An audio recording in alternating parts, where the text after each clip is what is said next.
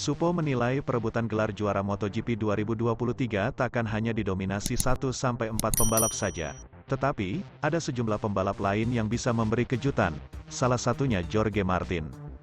Tentunya, bukan tanpa alasan Jorge Martin turut difavoritkan Supo. Pasalnya, pembalap yang tetap akan memperkuat tim satelit Ducati, yakni Pramac, pada musim depan itu, sukses tampil ciamik di MotoGP 2022. Musim lalu, Jorge Martin bahkan cukup langganan menempati pole position. Tercatat, dia mendapatkannya di 5 balapan. Namun sayang, dia gagal memanfaatkannya untuk meraih kemenangan.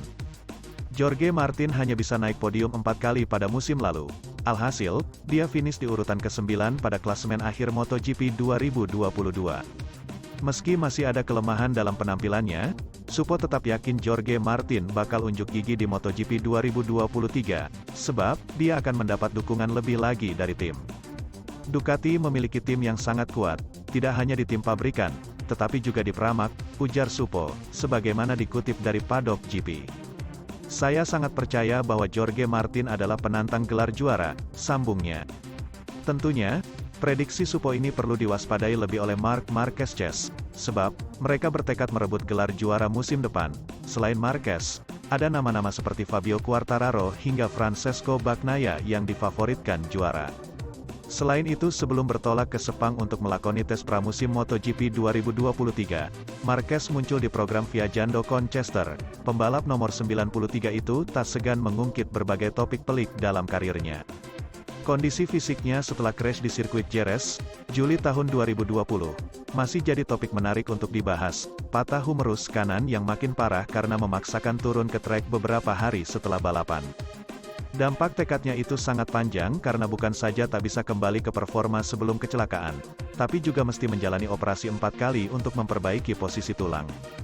Setelah musim 2022 berakhir, Marquez akhirnya bisa mengistirahatkan fisiknya meski ia tetap berlatih keras seperti biasanya. Saya baik-baik saja sekarang, kata Marc ketika ditanya tentang kondisinya saat ini. Saya bertanya 6 bulan lalu dan pengunduran diri adalah pilihan yang penting. Sekarang, tidak ada rasa sakit. Marquez mengenang musim 2021, di mana rasa sakit mengalahkan kemenangannya, ia pun sempat dihantui trauma. Saya akan menangis saat menang. Saya tidak akan tersenyum. Anda datang dari kemenangan, dari kejayaan, dan Anda melihat neraka. Saya datang dari karir olahraga yang terlihat seperti seorang pahlawan super, ia melanjutkan. Sekarang, kemenangan adalah sebuah pesta lagi. Trauma, saya akan melupakannya ketika saya berjuang untuk meraih kemenangan setiap akhir pekan. Saya sudah dekat, sangat dekat, tapi belum. Sejatinya, seorang pembalap cukup akrab dengan crash, cedera dan operasi. Tak terkecuali Marquez yang kerap menggeber motor hingga melebihi batas.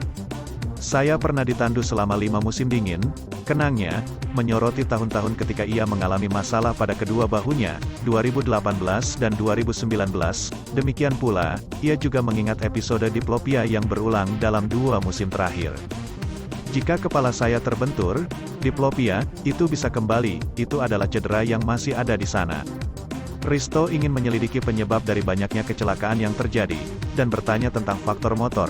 Honda sedang tidak mengalami periode terbaiknya, dan absennya pembalap referensi tidak membantu RC213V untuk melakukan tugasnya. Saya harus mengambil risiko lebih besar jika mereka memberikan motor yang lebih buruk, dan lebih banyak risiko berarti lebih banyak jatuh, ujarnya. Motor yang sekarang bisa memenangi balapan, tapi tidak bisa bertarung untuk kejuaraan dunia. Selain itu, dia memanfaatkan anak panah Risto untuk mengirim pesan kepada tim sayap emas. Ketika ditanya apakah Honda berusaha cukup keras, Marc menjawab, sekarang ya. Di usia 29 tahun, dia mengambil risiko yang sama dengan usia 20 tahun. Tetapi Anda lebih tahu kapan harus mengambil risiko. Pada balapan terakhir di Valencia, saya ingin mengambil risiko, saya menerima risikonya, entah saya naik podium atau terjatuh. Tidak melihat risiko bisa menjadi kelebihan atau kekurangan.